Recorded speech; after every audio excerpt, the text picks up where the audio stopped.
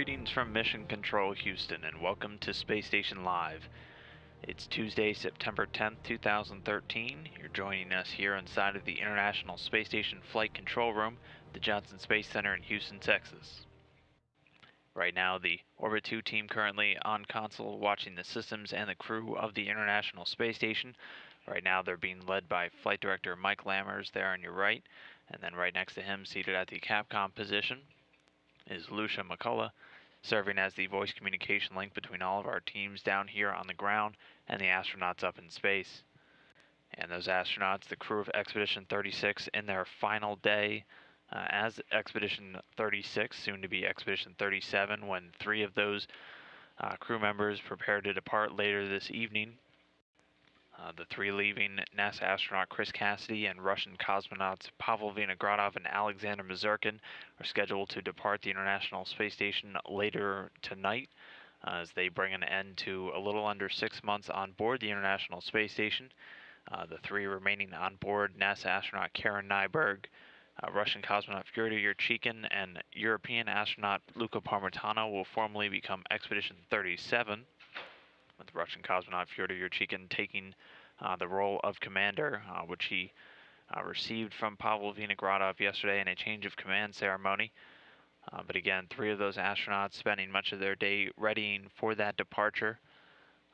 Departing Commander Pavel Vinogradov, now designated Flight Engineer 1 since passing the reins of command over, is in charge of preparing the Soyuz vehicle for its final descent, getting all the final items packed on board and preparing its systems while working in concert with Russian flight controllers, the Russian Mission Control Center in Koryov. Aside from finishing up all of that packing, he'll be doing some photography of the external surface of the Soyuz's hatch between it and the International Space Station. Again, Vinogradov will be the commander of that vehicle during its descent, with undocking scheduled to take place later tonight at 6:35 p.m. Central Time. Joining him on the Soyuz will be Alexander Mazurkin, a fellow Russian cosmonaut. He's spending a few hours today getting all of the experiment samples, a small contingent of which will be brought back in the Soyuz's limited cargo capacity space. Among those is the Russian Cascade bioreactor, which looks to develop new technology to produce microorganisms with an increased resistance to some of the common factors of biological preparation, storage, and use, such as freezing and drying. Aside from that, he'll also be the board engineer, or the second in command, basically, Vinogradov's backup on that Soyuz craft. And the third member of the departing vehicle, NASA astronaut Chris Cassidy, again bringing an end to his second space flight. Cassidy will have logged a total of 182 days in space now. He'll be spending most of his day preparing for that descent, getting all of his items in order, and then finally donning his suit and getting ready to depart.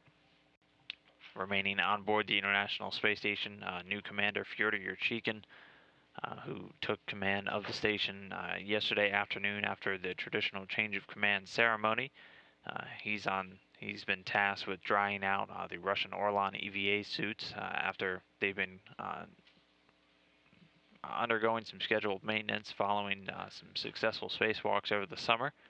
And he'll also be in charge of monitoring the Soyuz as it descends through the Earth's atmosphere, maintaining contact with the crew from the International Space Station, also setting up and activating the device that allows the station to receive telemetry from that vehicle during its descent. Remaining on board with him will be European astronaut Luca Parmitano.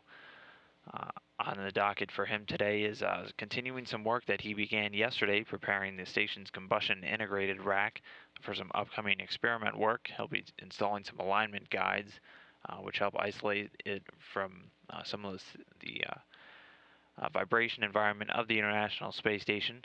That combustion integrated rack, the only combustion research facility on board.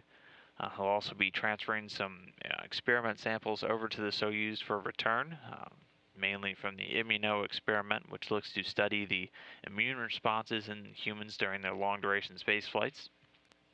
This study hoping to provide a very fundamental understanding of the process, so scientists on the ground can develop better pharmacological tools to counter any unwanted immune side effects of these long duration space flights. Then our final crew member on board, NASA astronaut Karen Nyberg, is spending much of her day inside of the Japanese experiment module. Right now, she's been inspecting the Ice Crystal 2 experiment, some of the samples which are currently located in the Solution Crystallization Observation Facility, a rack inside the Japanese segment which allows investigations of crystal growth in microgravity.